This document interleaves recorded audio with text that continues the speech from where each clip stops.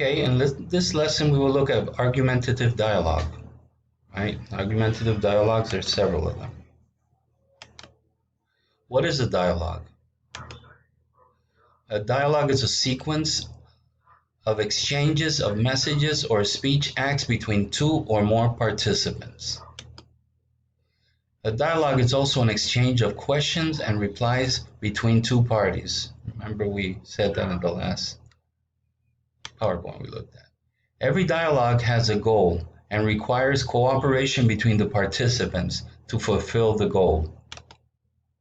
Each participant has an obligation to work towards fulfilling his own goal in the dialogue and also an obligation to cooperate with the other participants' fulfillment of his goal. Okay, what kind of types of dialogues are there? There's 8 of them, right? There are 8 types of dialogue.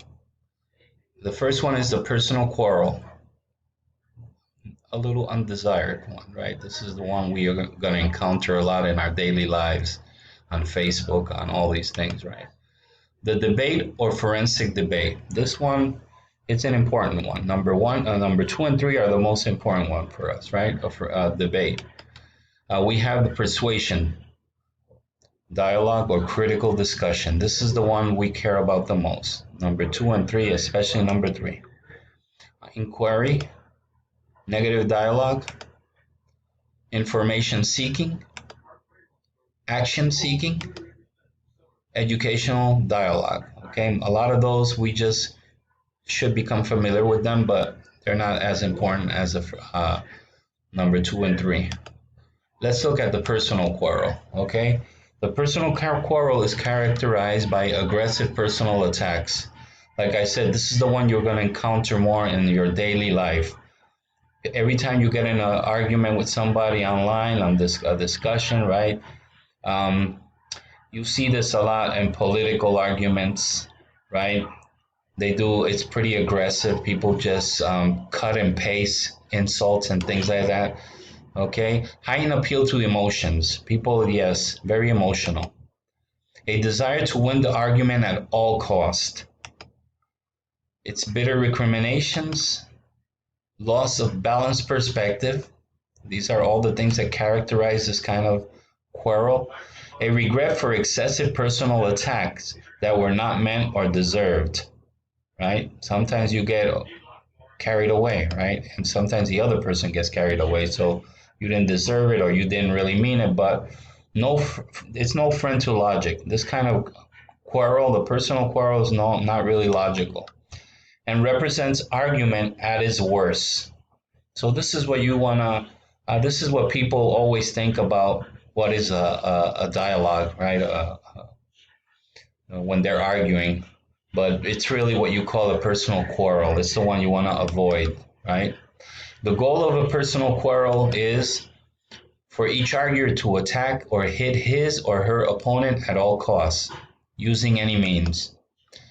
Characterized by the fallacious ad hominem attack. That's really an attack against the person rather than the argument.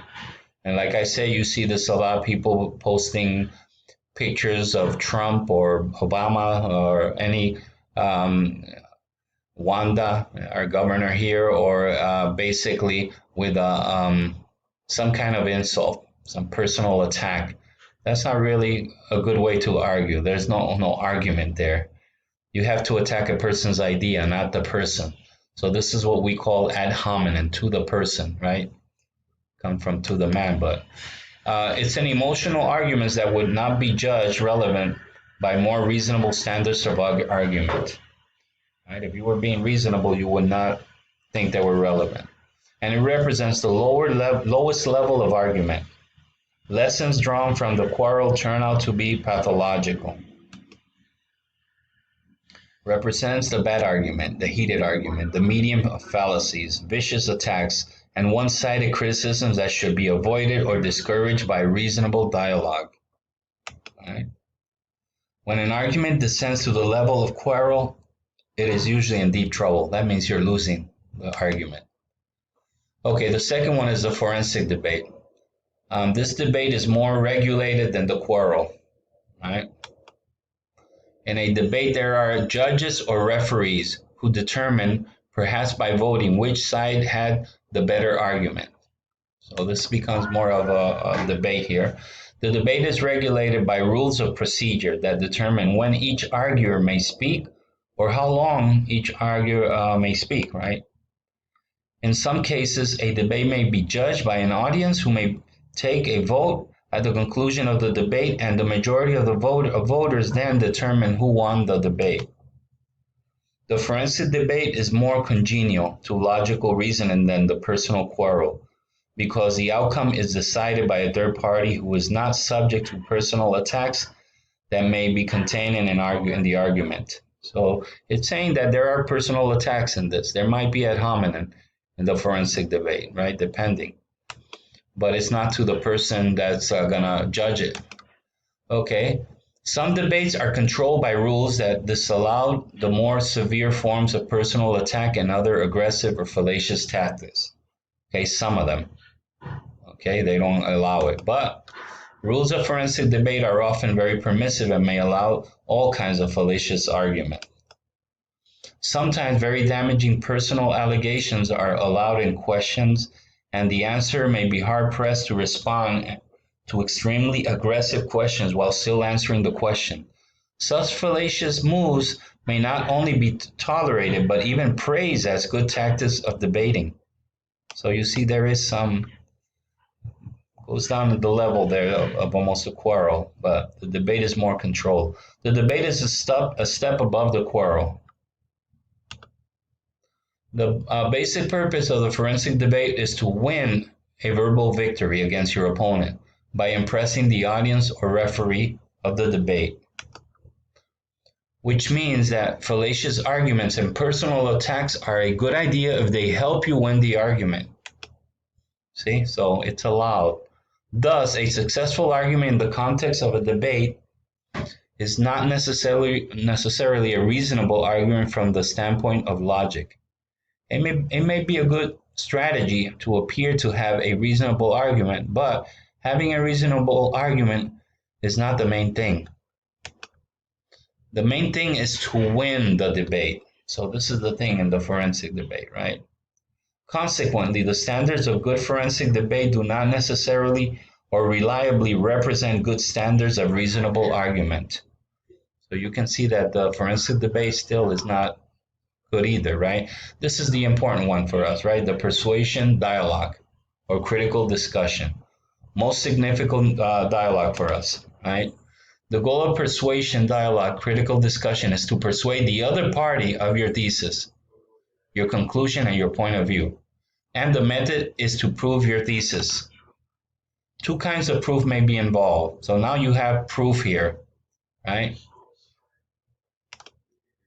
Internal proof by a participant means proof by inferring a proposition from the other participant's concession in dialogue.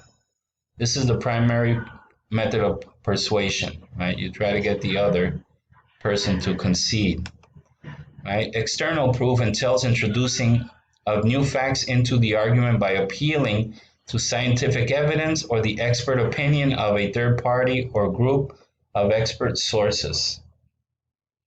Right, so you cannot bring proof here, right? The primary obligation of a participant in persuasion dialogue is to prove his thesis for the other participant's concession. Nevertheless, a secondary obligation is to cooperate with the other participant's attempt to prove his thesis also exists. This obligation requires giving helpful and honest replies to the other participant's question in order to allow him to extract commitments from the first participant in dialogue that can be used as premises in his argument. All right, so you have to agree with the other person, right? Inquiry, the basic goal of inquiry is to acquire increments of knowledge, and therefore the inquiry is an essential cumulative type of dialogue, meaning that retraction of commitment is not anticipated. So you want to acquire increments of knowledge from the other side. It is based on an initial position, but the position here is certain degree of lack of knowledge that must be overcome. Inquiry seeks out proof or the establishment as much certainty as can be obtained by the given evidence. Evidential priority is the key feature of inquiry, for the inquiry is strongly directed towards deriving conclusions from premises that can be well established on solid evidence. The inquiry in a cooperative rather than adversarial context of dialogue.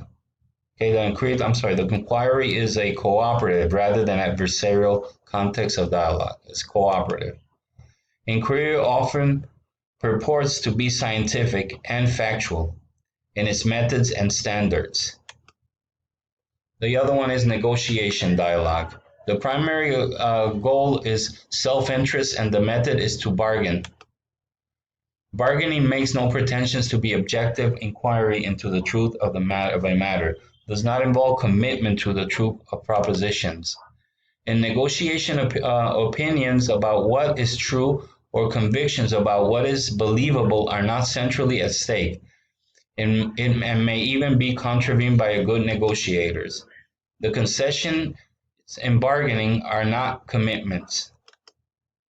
Trade-offs can be sacrificed for gain. Logical proof is not important in bargaining dialogue, based on personal gain and makes no pretense of being neutral or objective. Trading of concessions to the satisfaction of both participants. Okay, there's also 6, 7, and 8, which is in seeking information, action seeking, and education dialogue. Information seeking. One party has a goal of finding information that the other part is believed to possess. Action seeking. The goal of one party is to bring about a specific course of action by the other party. These are pretty self-explanatory. And of course, education. One party, the teacher, has the goal of imparting knowledge to the other party, the student. Okay, so that's where we will cover the persuasive dialogue or critical discussion in the next slides. Okay, so we will end here.